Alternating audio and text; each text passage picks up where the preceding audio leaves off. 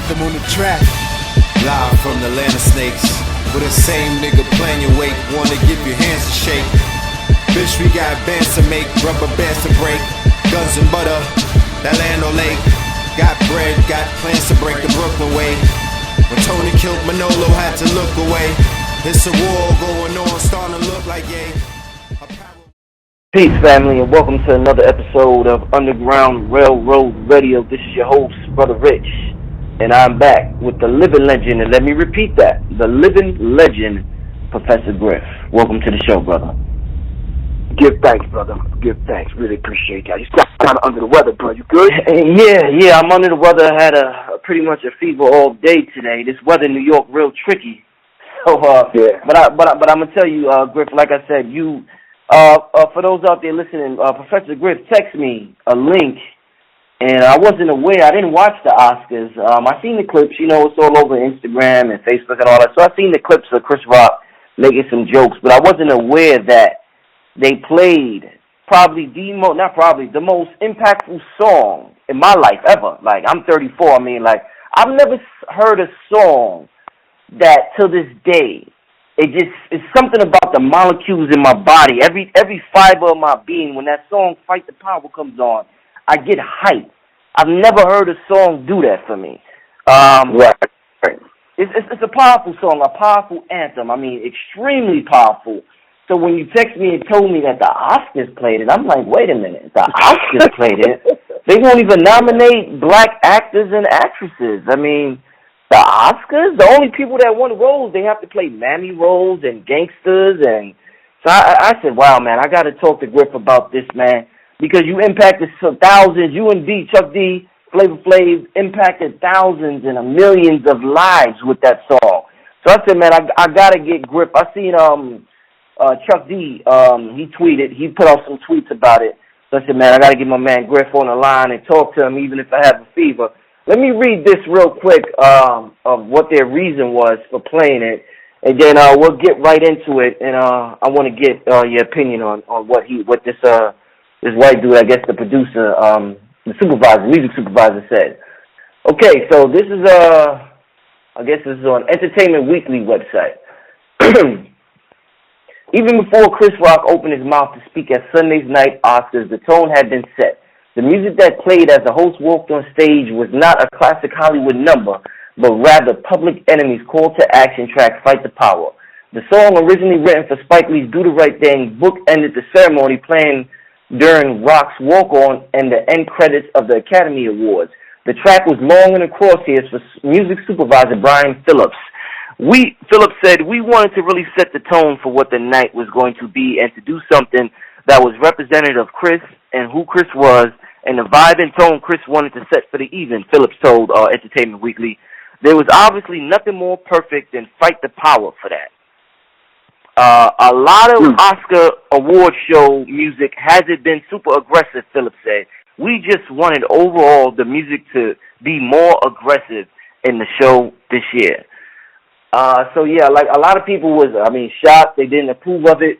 But who better to hear from the man himself, who was part of that whole movement, who, like I said, who changed millions of lives, and I mean millions of lives. Professor Griff, what's your thoughts on the Oscars? I'm getting to Chris Rock. Everybody was talking about Chris Rock, but just them playing this song in the beginning and the end. What's your thoughts on that, Professor Griff? Well, let me put things in its proper context.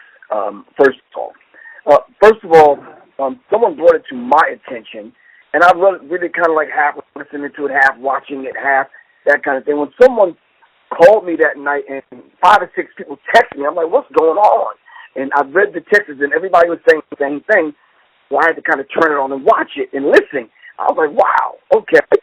So then, I just kind of like said to myself, I answered a couple of texts back, went to bed, woke up the next morning, and turned my email on. I'm getting a message from TMZ. Wow. I'm like, what does TMZ mean? They know it's bad news if they tell me on TMZ. They tell me all the time. So I read the email, and it was very formal. It was very warm and inviting and all that kind of good stuff, what they do. They just said, we want to hear what you have to say about it. So, I kind of blew it off, and And then I got a text, and then I said to myself, okay, let me answer this, whoever this is. I recognize the area code, so I'm answering it, and someone was sending me, it got disconnected, so someone sent me a message that, can you call the number on the email that I think you received? Because it says you received it. I don't know how they figured that out. So I called the number, and the young lady wanted to talk, and I said, okay, no problem. Just give us a few words. Just want to know how you're thinking, what you feel about it. So I talked to her for about 10, 15 minutes. It wasn't nothing in depth. It wasn't no argument. It wasn't no tension. Whatever you said, a nice, pleasant conversation.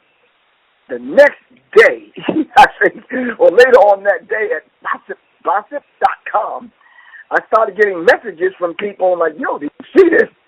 And I'm like, no. So it kind of kindly went over some of the things I had talked to the young lady about. But the only thing that I think that was just kind of underhanded and kind of hit me in the gut was the fact that she mentioned at the end of that brief little thing that she wrote was the fact that Public Enemy doesn't even own the song.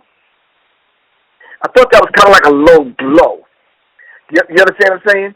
Now, this Brian Phillips character is probably one of those gentlemen that was in the audience when Public Enemy played some of the 9,000 shows we played over our career. You understand what I'm saying? And probably came up on hip-hop. And he was probably one that chose the song and kind of brought it to Chris Rock. Nothing against Chris Rock and Chuck D. They do what they do, and they feel how they feel about what's going on in America. And we heard from both of those brothers about how they feel about what's going on in America, and we know their track record, and we know their history. I'm not saying anything that I would want to make people think that it's a Griff against Chuck D, because the article said it seemed like Griff is angry about it, and Chuck is just not that angry. So the whole slick way of pitting Professor Griff as the angry black man all the time against everyone else, I kind of resent that. But let me get to your question. To hear Fight the Power, whom you said that Brian Phillips said is a call to in that article is a call to action song. That is what I said, Brother Rich. I said to this young lady, I said, now wait a minute. Fight the Power is one of those kind of songs that you just can't overlook, and no one, not the Academy Awards, not the Oscars, are going to take Public Enemy's rallying cry about us being black and proud, about us standing up for ourselves, about us speaking truth to power, about us raising the conscious level of our people. No one's going to take one of the most revolutionary anthems that's ever been made in the history of not only hip-hop and rap music, but music, period. Take it and turn it into some kind of fairy tale, kind of lullaby, something that you open some cute-ass little show with, and something that you're in the show with. No, I'm very, very, very, very offended. Very offended. So it says, according to TMZ, Public Enemy isn't too keen on the Academy using their legendary protest song, Fight the Power, as Chris Rock's intro. Group member Professor Griff tells us he thinks the Academy was just paying lip service to black protesters and will go right back to business as usual when the fucking song ends. Am I right or wrong? Right. Yeah. When the song ends, they're going to go back to business as usual, and they're going to continue to lock black people, out of the Oscars and out of the Academy Awards. It says, Griff says, Public Enemy is all about change, radical change. I'm going to underline this word, Brother Rich, and I'm going to say it 3 times in case there's some hard-headed ass people out there that want to twist my words up, which they've already done, Brother Rich. I said Public Enemy is all about change. Radical, revolutionary, complete, constructive, conscious, revolutionary, radical change. And I said the Academy's effort to fly in the face of that, I added, the show can't claim the blackness of Public Enemy's music. That's exactly what I said. They can't claim the blackness of our music by putting it on white shows and white programs. And then I went on to say, which it never kind of hit the air. I kind of sent a couple of messages back to a few people hoping that they're getting it. And I said, for example, LeBron James used Welcome to the Terror Dome in his commercial. In the commercial, yeah. And I'm just saying to myself, what is it about this resurgence of Public Enemy's music in these multinational corporations, in these big businesses using Public Enemy's music, what are they trying to say subconsciously? What are they saying subliminally? If Public Enemy got over the Black Power era, the Black throwing the Black fist in the air era, the angry black man, trendy little hip hop rap thing that they was doing, so can you. This is a signal that they're sending. Okay. Imagine these pro-black radical guys. They're cool now. You understand what I'm saying? And like we've melted our energy in into the American way. Fuck the American way. I wish the fuck I would put my hands on my goddamn heart, singing the fucking national anthem, crying fucking crocodile tears like some of these old sorry-ass football players and basketball players. I wish the fuck I would. I wish the fuck I would get caught on TV crying crocodile tears as they raise the American flag. That's some bullshit. But anyway, I don't want to get too hyped. Yeah, I mean, like I said, I was shocked to hear it. Do you think they tried to make a mockery out of everything that black people were going through, and Fight the Power was the perfect soundtrack to the mockery they were trying to make during that show, because they had Stacey Dash come on. I seen the clip with her saying Happy Black History Month. They had Chris Rock was there. He made some jokes about lynching, and back in the 70s, black people had real things to worry about, and now we don't have things like that to worry about, so we're complaining about the Oscars.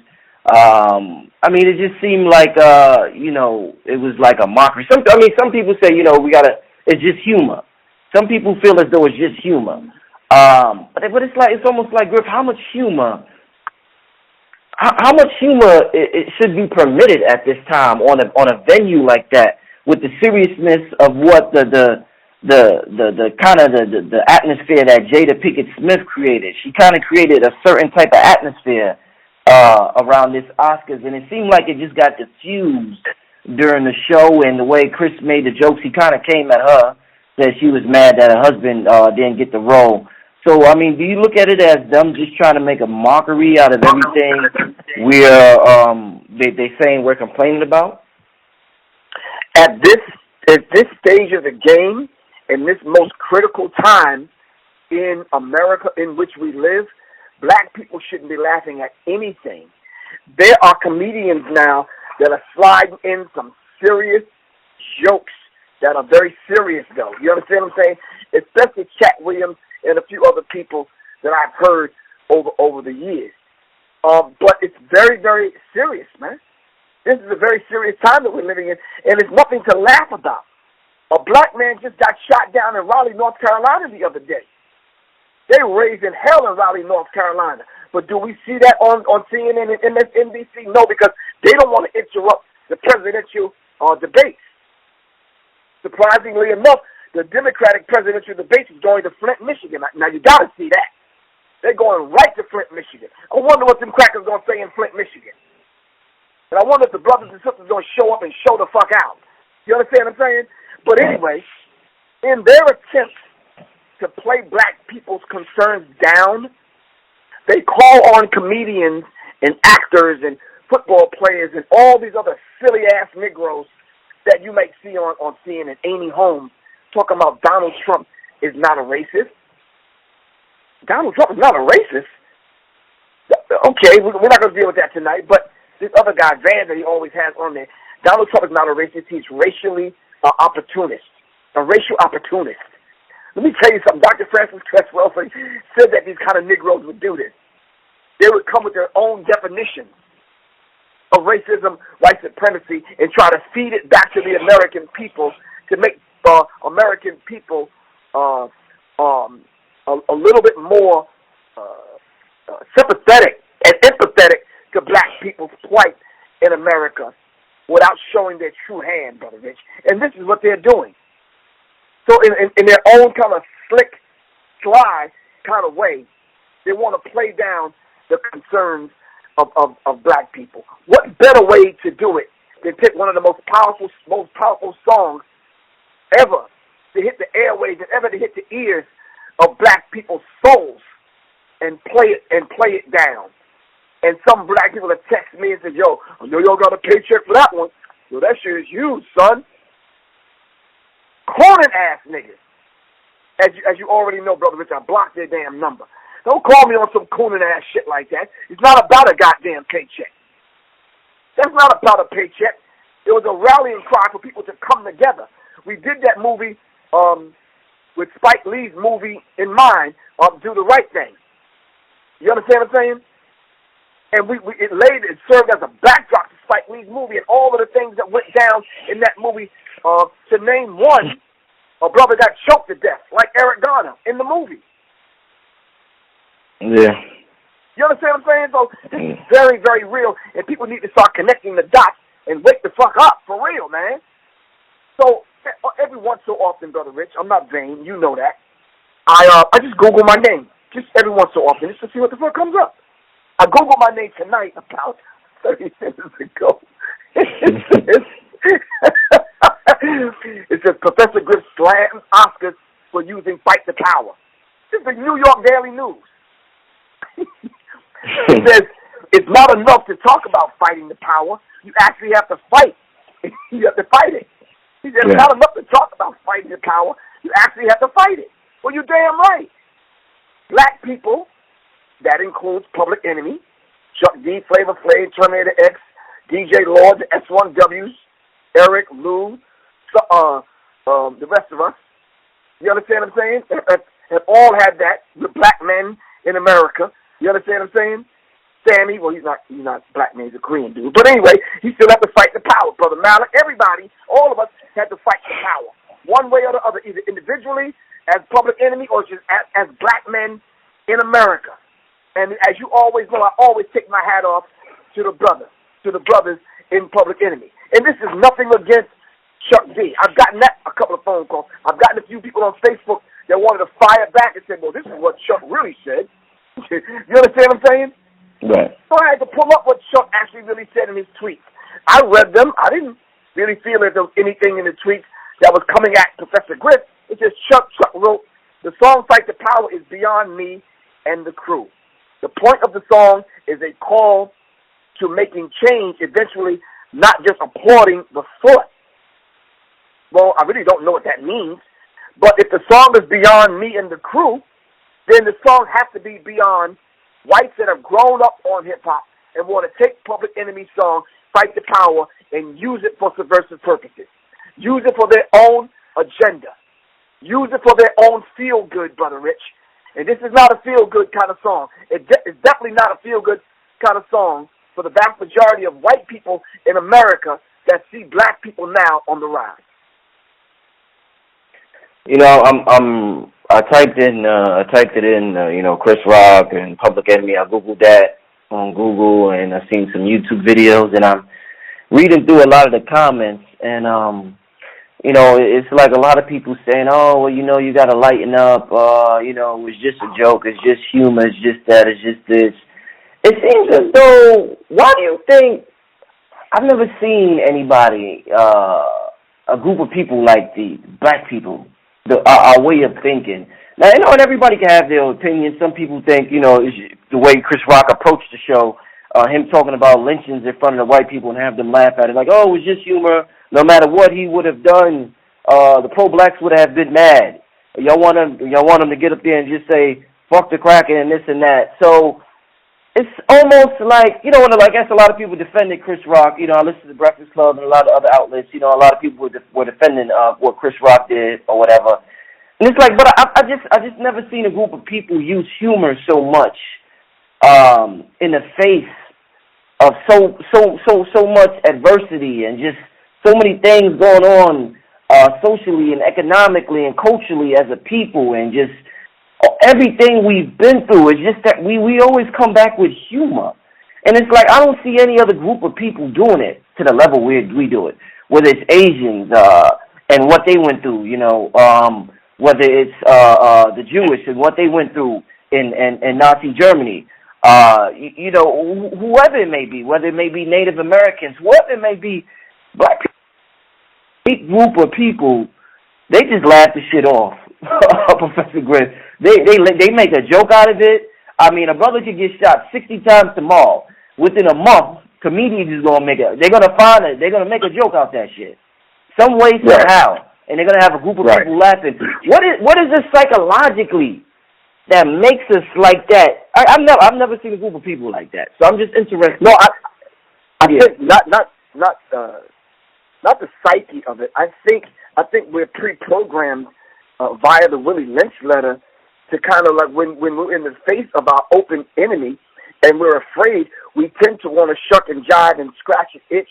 You understand what I'm saying? And buck dance for white people. So as long as we don't make them mad, if we keep them laughing, they won't get angry and mad and lynch us. And I think this is a carryover from post-slavery. If you can remember, Brother Rich, they've had laughing barrels. Remember those? Right. We couldn't laugh in white people's presence. I'm not sure if your listening audience remember that. They need to Google that, Brother Rich. We had laugh barrels where if we were on the same street as white people, we could not laugh in their presence. We had to run, stick our head in the barrel, and laugh, and come up with a straight face when we see white people. This is very real. But this is, once again, this is nothing to laugh at. Let me say this to you. Eddie Murphy, in his opening speech for the Academy, told some serious jokes that really, really, truly hit the heart of white America. Richard Pryor did the same thing. And if you Google those two speeches that they've made in their opening statements when they addressed the Academy, when they came on stage, it's very critical. Although we're laughing, Richard Pryor was probably one of the best that did it. He told a lot of truth, him and Cat Williams, in their comedy. You understand? Sometimes we have to do it that way, Brother Rich. But when does the joke stop? When do black people get to the point where we end up being the butt of every joke? You understand what I'm saying? If you go back over and you look at the history, Martin Luther King set this world and people's hearts and minds on fire with his oratorical skills and what he put before white America by showing white people a mirror of themselves, especially with what he gave us. Not I Had a Dream. It's what everything else Dr. King was about. You following me, Brother Rich? Right. It's not I Have a Dream. It's everything else that he was about. Mm-hmm. So much so that some of the preachers that was in and among him conspired to help assassinate the man. Now, when you look back on Dr. King and you Google him, all the pretty, cute little, non-threatening stuff come up. Am I right or wrong? Yeah. The same with Malcolm X. Malcolm X set our minds on fire. He called white people devil to their goddamn faces. Am I right or wrong? Mm-hmm. He laid America out. Now when you Google Malcolm X's name, Malcolm X was a civil rights leader, and Malcolm X was probably a homosexual, according to a book that was written, Reinventing Malcolm, right or wrong. This is what was written about Malcolm. One more example, the Black Panther Party set America on fire, showed black people how you could take up arms according to the Second Amendment, right, and take up arms to defend yourself, right? They was doing it as a result of white people killing and shooting black people. Now when you Google the Black Panther Party, they've been reduced down to a breakfast club. Feeding the homeless, feeding children. That's it. Nothing more and nothing less. What's going to happen 20 years from now when you go and you Google Public Enemy?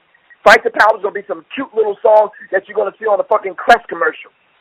Or fucking toilet commercial or some shit. Wow. I'm serious. Or some fucking Gatorade commercial. Fight the Power, 1989, the number, another summer, get down, sound of the funky drummer, music hitting your heart because you know I got soul. Brothers and sisters, come on, man. That ain't for nobody but us. He says, listen if you're missing, y'all. Swing while I'm singing. You swinging while you singing. Giving what you're getting, knowing what you know, while a black man sweating and the rhythm rhyme rolling. Got to give us what we want. You got to give us what we need. It's freedom of speech or freedom of death. We got to fight the powers that be. Come the fuck on, y'all. Our freedom of speech is freedom or death. You ain't play that part of the fucking song at the Oscars. Shit. You understand what I'm saying? Yeah. That's coming from the depths of a black man that felt the pain of black people in America.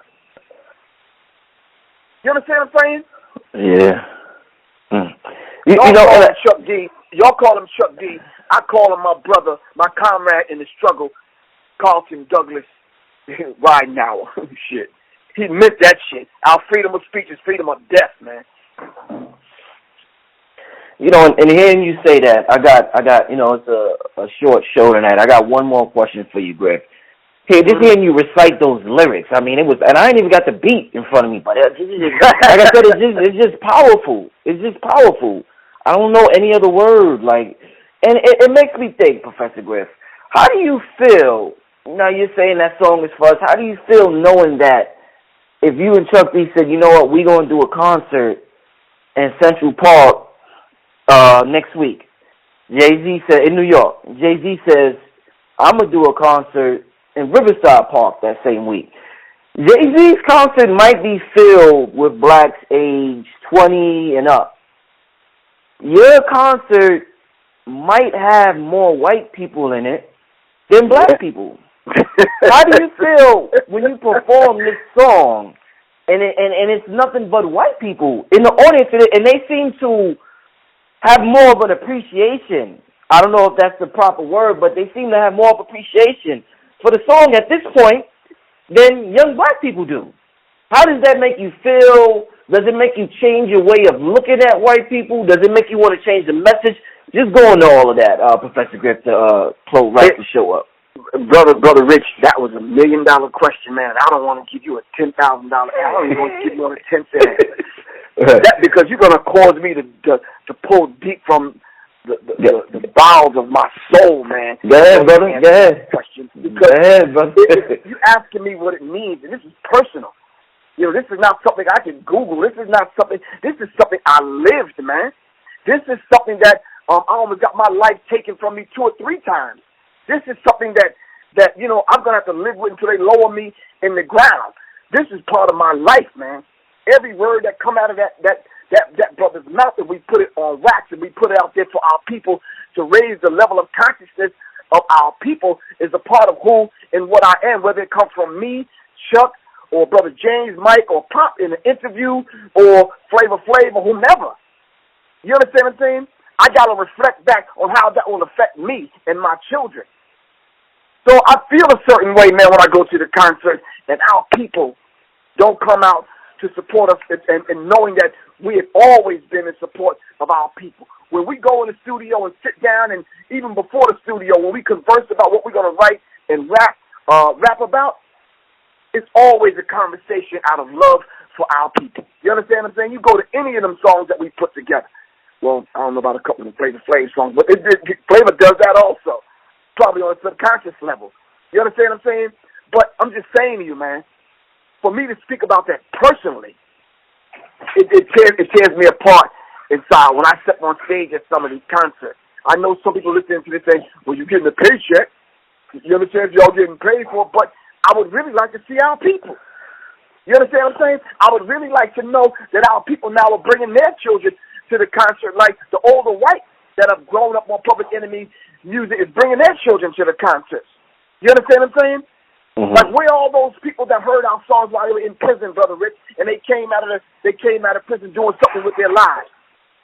Where's all the people that benefited from all of the movements that Public Enemy has set forth? I don't care if it's feeding the homeless, going into the prisons, martial arts, organizations and clubs. Where's all the brothers and sisters we pointed to the Nation of Islam and they filled the ranks of the Nation of Islam?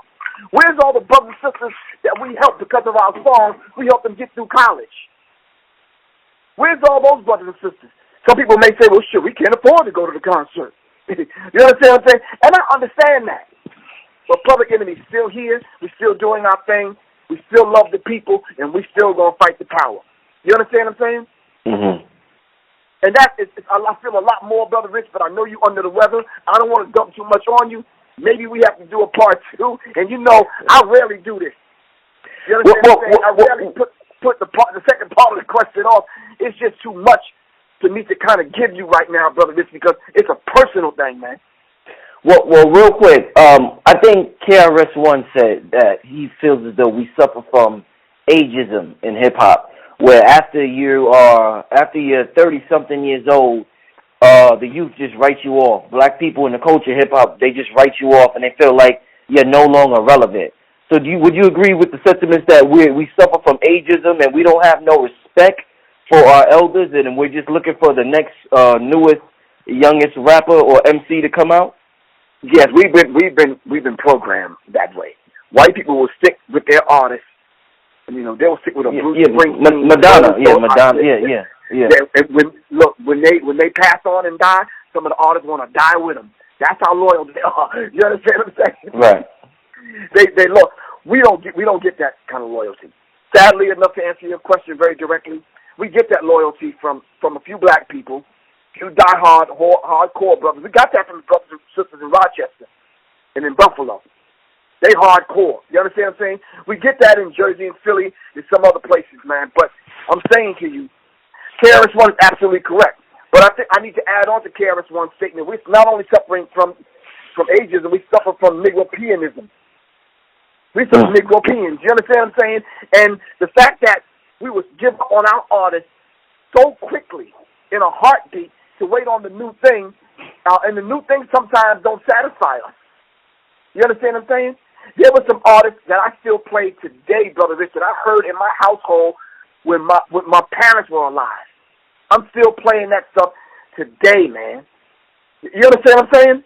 Right. I will always be a soul for the soul classics. That's just a part of who I am, man.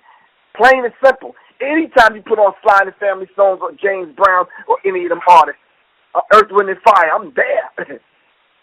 So it's not about whether these artists are getting old. Those songs will be with us until the day we die, Brother Rich, because they speak to who and what we are, and some of them served as a theme song to some of the things that we had to get through in America. You understand what I'm saying? Right. Earth, Wind, and Fire said, mighty, mighty. They said, we're the people. And the Black Panther Party said, power to the people. You understand what I'm saying? Edwin Starr said, war. What is it good for? Absolutely nothing. So there was James Brown said, say it loud, I'm black and I'm proud. Sly and the Family song says, don't call me nigga, whitey. Don't call me whitey, nigga. You understand what I'm saying? So there's some songs I can mention throughout the annals of history that have spoke to who and what we are and that got us through. So for us to turn our back on them, I don't think we should do that as a people, Brother Rich. But sad but true, Brother Rich, we give those artists up and those songs up. White people come along and buy the publishing, and then you see the song now, Say It Loud, I'm Black and I'm Proud, in a car commercial. And white people will take it and turn it into something else. Yeah. Because when my generation die off, that next generation is responsible to take that energy in those songs, revamp it, do whatever, but keep it alive. I don't know what's going to be the next medium we're listening to music through. Right now, it's iPods and iPads and digital downloads and whatever. You understand? I don't know what the next thing is going to be. But the generation that inherits this is going to carry on the fight, Brother Rich. And I hope Fight the Power will be a part of their playlist when they do. All right, this is definitely the last question. I know I keep saying that, but you talking it, man. I got it. Griff, do you think what we just talked about with the, we're so quick to move on to the next one, do you think that contributes at all to the fact that black people are so creative? The fact that they will create a form of music and then just say, fuck it, and move on. Like, if you go to a jazz club, you'll see nothing but white people. Right. A lot of black people don't even know black people invented rock and roll. If you watch breakdancers on television, they may be all Asian. Black children 10 years old, they may not even know where breakdancing originated from. And when they find out, they may say, well, damn, why black people aren't into any of these arts no more? It's like we create something, we're into it for a little while, and we move on to the next hot thing. Do you think that at all contributes to the fact that we're so creative? We're not this disposable. We're not just people that dispose of our culture. We do more like, if you can look at it two different ways. We create something and we'll give it to the Asians. We create something, we'll let people come in and share in the culture. Okay. We create something and we'll let other people come in, but it's their character, not ours. It's their character that should be up for scrutiny, not ours, Brother Rich.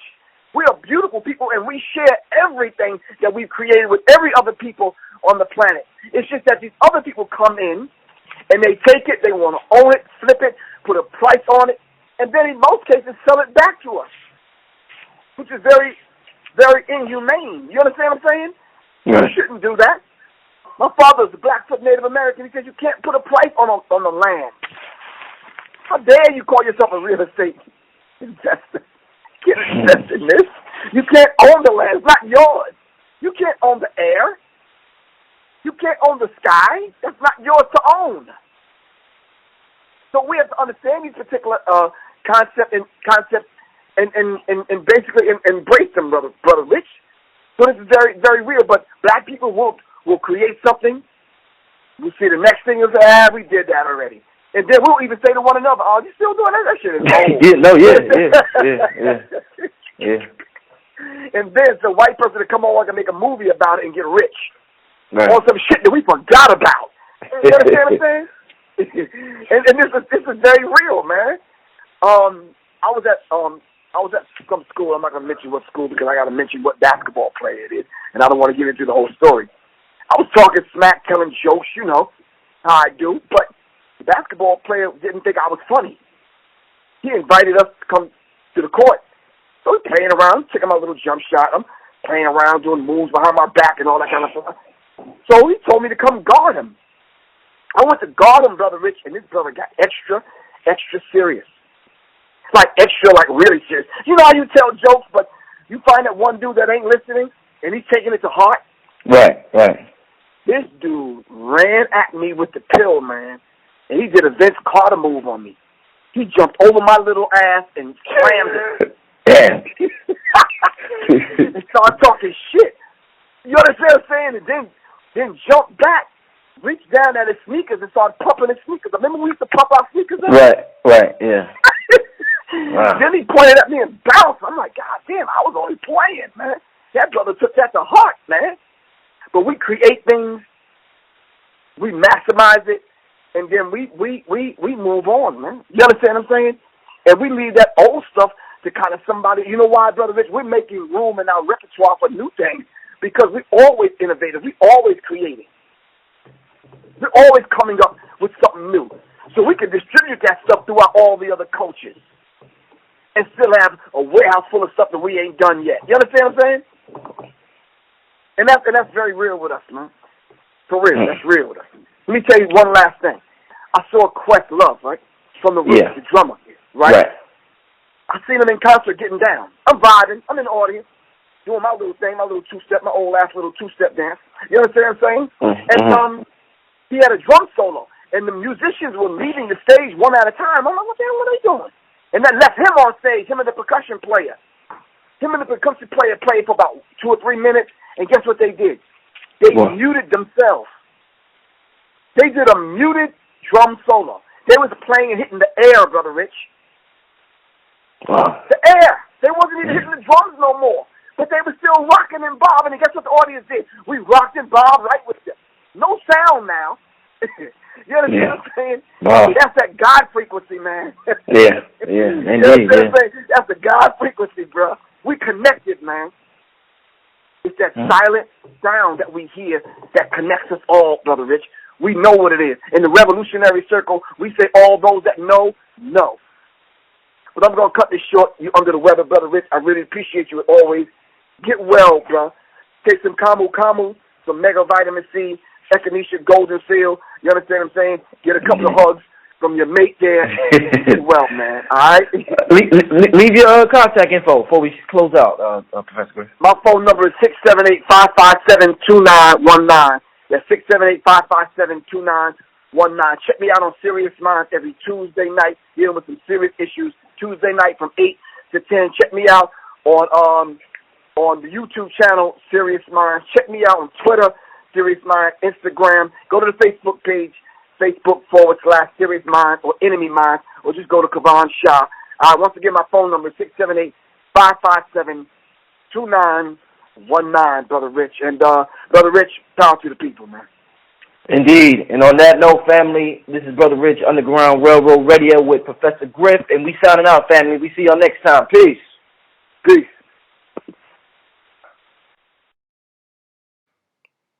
Peace, family. This is Brother Rich from UGR, urging all my viewers and subscribers to help support the channel by donating just $1 to the UGR PayPal account. We appreciate the viewership and support, and we understand the power of $1. If you benefit in any way, shape, or form, we ask that you donate $1, whether it be monthly, bi-monthly, quarterly, or yearly, so that we can build our brand to compete with the NBCs, the MTVs, and the Foxes of the world. I figure since Kanye could ask Mark Zuckerberg for $1 billion, I can ask my subscribers to donate $1 so I can make the best possible content possible. The main objective of this channel is to inspire you to become the greatest version of yourself. So hopefully throughout the years of you watching this program, you have been inspired to become the greatest version of yourself. If you would like to donate, you could go to www.paypal.com and send a donation to richandmerit7@yahoo.com. Thank you and enjoy the rest of your program. Anthem on the track, live from the land of snakes. With the same nigga playing your wake, wanna give your hands a shake. Bitch, we got bands to make, rubber bands to break, guns and butter, that land on lake. Got bread, got plans to break the Brooklyn way.